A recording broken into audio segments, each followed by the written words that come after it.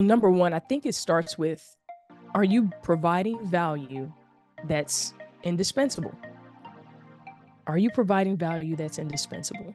Because if you're providing value that's indispensable, that can't be replaced, that's invaluable, you can make that request. There's not many hiring managers that are sitting there saying with a high performer that I want to go out there and find somebody else. I want to spend the time because I have all these other job responsibilities. I want to spend the time and I want to go hire someone else, train them. I want to interview, train them, get them going, and hope they work out. There's no one out there saying that that's responsible for staffing if they've got a high performer. You have to give yourself the chance and the other party at the negotiation table the chance to say yes or no. Here's a snippet from an interview I did on the Negotiate Anything podcast with Kwame Christian earlier this year. I love this. And this is great because essentially what we're doing is we're being proactive in general. But what we have to do in order to have this proactive approach strategically to setting boundaries, we have to be able to anticipate and look into the future and recognize what potential problems could be coming down the pike that could be affecting us negatively. And let's just address the mindset first, because a lot of people might be saying, well, if it ain't broke, don't fix it. It's not a problem now. Maybe hopefully things turn around. And I don't want to stir the pot because maybe I cause a problem when when it doesn't turn into a problem down the road. So for that person who is hesitant to be proactive in addressing these problems before they start, what advice would you have for that person?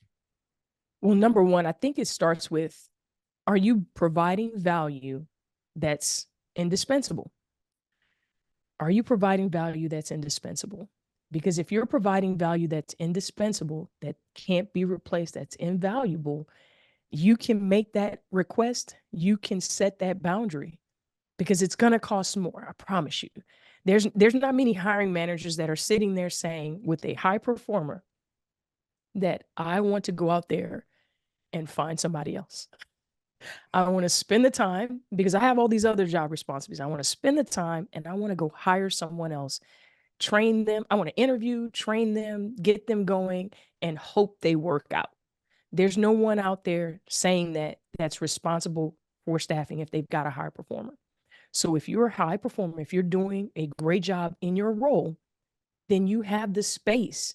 But you have to believe, number one, you have to be doing it. And number two, you have to believe that you're creating that level of value. And if you are and you believe it, then you can ask for that conversation, those extra resources, the boundaries that you need to be effective in your professional and your personal life. Because sometimes life changes for you. And now maybe I need a slightly different schedule that supports my life so I can continue to be a high performer. And you have to trust that. And ultimately, if in fact, it's slim chance, I promise you, it's a slim chance, but if in fact they say no, number one, it didn't hurt you to ask. And number Are you feeling stuck in your career? Are you ready to stop going through the motions? Are you ready to start living on purpose? Well, here's the thing. I'm going to say something very radical. Throw away your goals. Oh my gosh, right? Stop looking at them. Secure your spot today for Burn the Rulebook Career Transformation Lab and get ready to take action and transform your future. Over 3 days, we'll help you prepare, position, and live on purpose in both your career and your life. We will help you find balance. Deep dive into strategies designed to help you stop playing by the rules that have held you back and take control of your future. We'll give you the tools to execute with confidence so that you're not just talking about it and looking at it and hoping for change, you're making it happen. now the ball is in your court to decide if that's still what you want.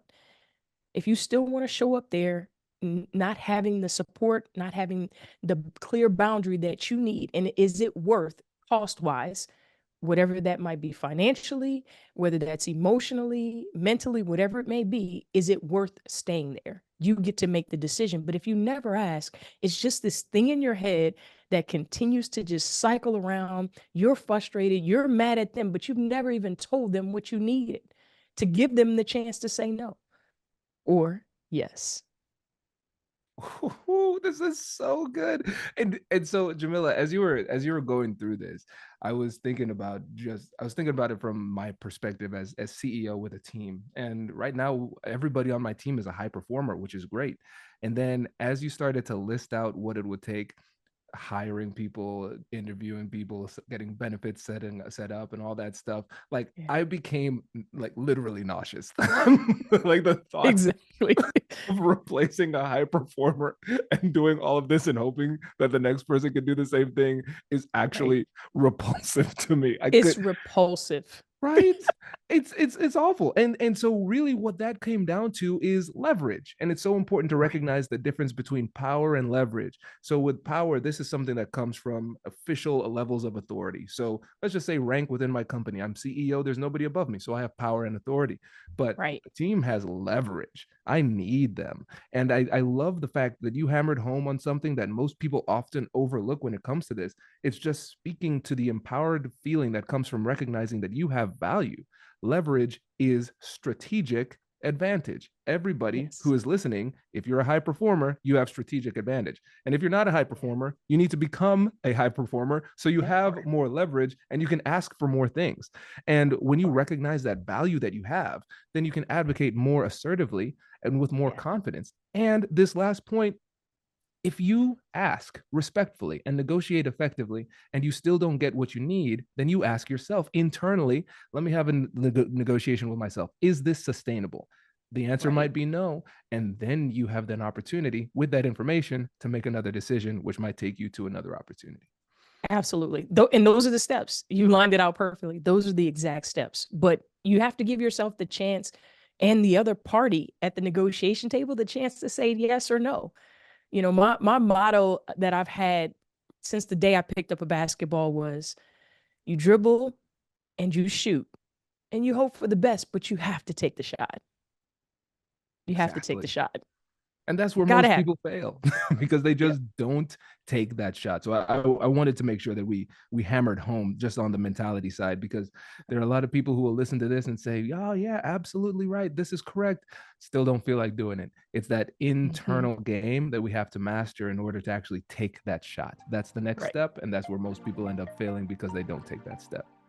I truly hope you enjoyed this episode as much as we enjoyed doing it for you. However, it doesn't have to end there. Come on over to our Facebook group community right now. You're going to get exclusive content that we weren't able to include in this episode as well as past episodes. We've got challenges, we've got research, we've got lives, you name it, all for you in bite-sized chunks so that you can continue this development journey. Go ahead, click the link right now in the description show notes, and we'll see you there.